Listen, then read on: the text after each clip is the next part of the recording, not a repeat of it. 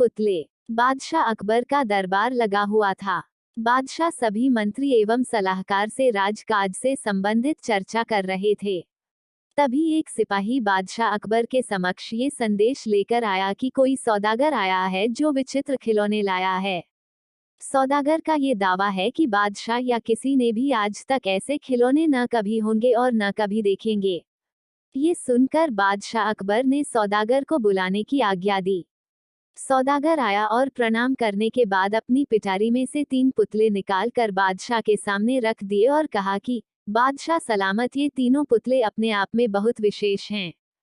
पहले पुतले का मूल्य 1,00,000 मोहरें हैं, दूसरे का मूल्य 1,000 मोहरें हैं और तीसरे पुतले का मूल्य केवल 1 मोहर है।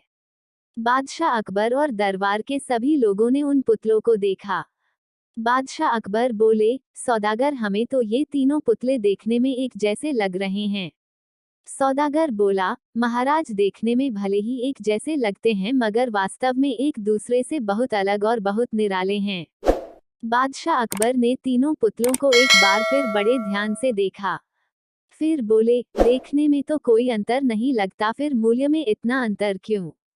सौदागर बोला, महाराज, माफी चाहता हूँ, मैंने बीरबल की बुद्धिमत्ता के बारे में बहुत सुन रखा है। यदि बीरबल इसकी पहचान कर सके कि कौन सा पुतला कितने का है तो मैं मानूं।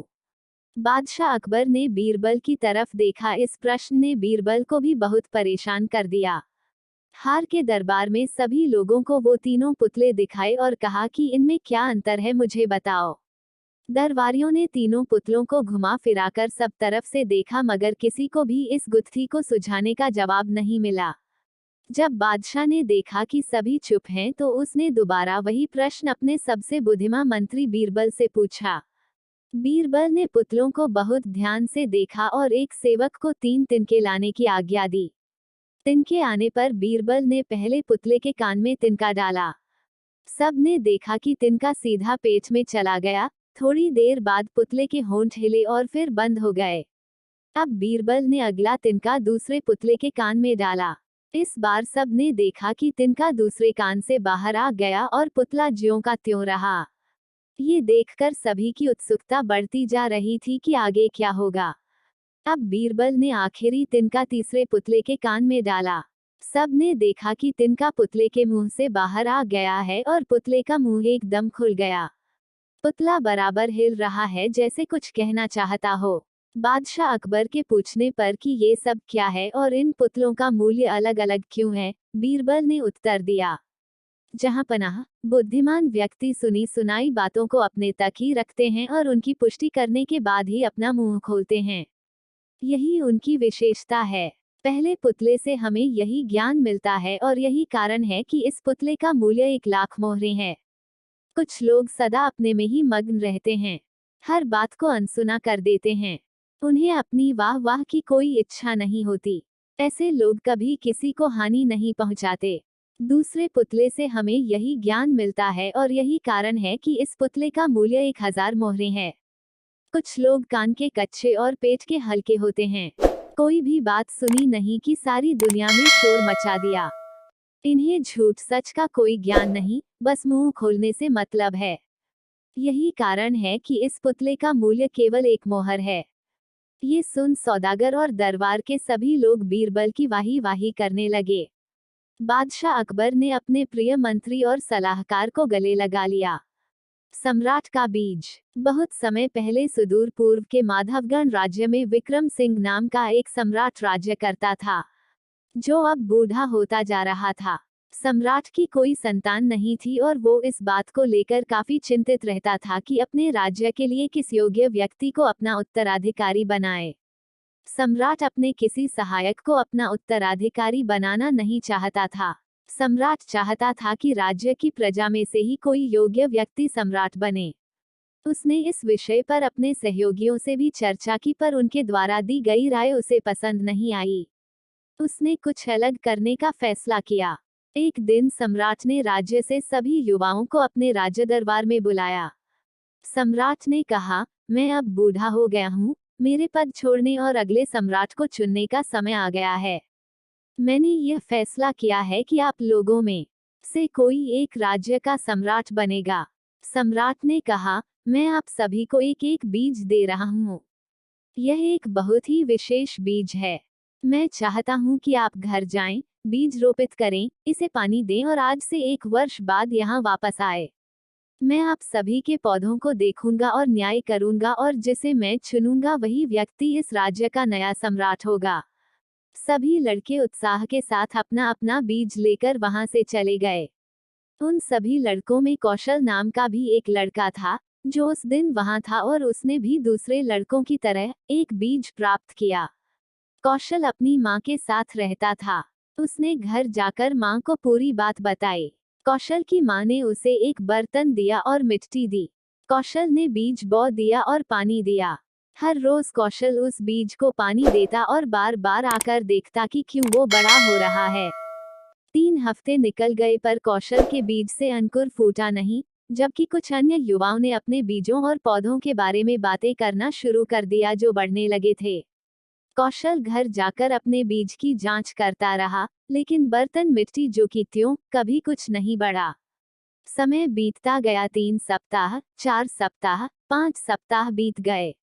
अब तक कुछ भी नहीं हुआ। बीज जो का त्यों। सब लोग अपने अपने पौधों के बारे में बात कर रहे थे, लेकिन कौशल के पास कोई पौधा नहीं था।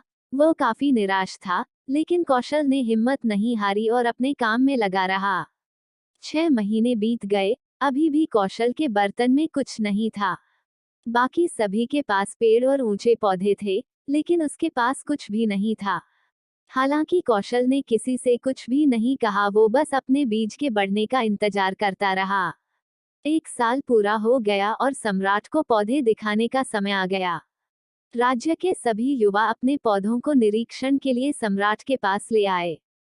कौशल भी अपना बर्तन लेकर गया, हालांकि वो नहीं चाहता था कि सम्राट के पास उस बर्तन को लेकर जाए जिसमें कोई पौधा नहीं था, पर अपने माँ के कहने पर और जो भी था उसने सोचा वो सम्राट को सब कुछ बताएगा, उसके बाद सम्राट सजा भी दे तो मंजूर है। ये सोच वह अपना खाली बर्तन महल में ले गया। जब कौशल महल पहुंचा तो वह अन्य सभी युवाओं द्वारा उगाए गए पौधों की विविधता पर आश्चर्यचकित था। वह सभी सुंदर और आकारों में बड़े थे। जब कौशल ने अपना बर्तन फर्श पर रखा जो सभी लोग उसका मजाक उड़ने लगे। कुछ लोगों ने उसको हमदर्दी दिखाते हुए कहा, कोई बात नहीं, लेकिन तुमको अच्छा करना चाहिए था। सम्राट विक्रम सिंह दरबार पहुंचे और उन्होंने सभी युवाओं का अभिवादन किया और सभी के पौधों का को देखकर कहा, आपने कौन से महान पौधे, पेड़ और फूल उगाए हैं। आज आप में से एक को अगला सम्राट नियुक्त किया जाएगा।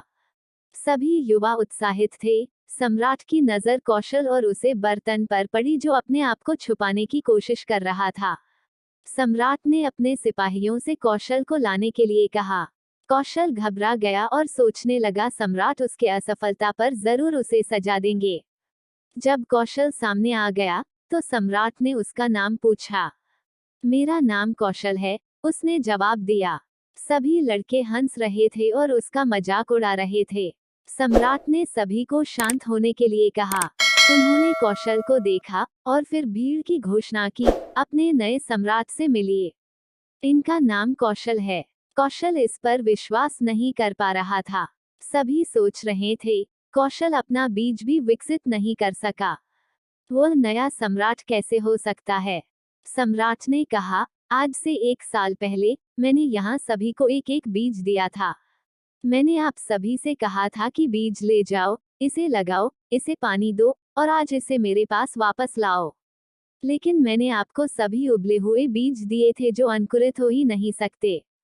कौशल को छोड़कर आप सभी मेरे लिए पेड़ और पौधे और फूल लाए हैं। कुछ लड़के जो नहीं आए वो ईमानदार थे, पर उन्होंने हिम्मत नहीं की आने की।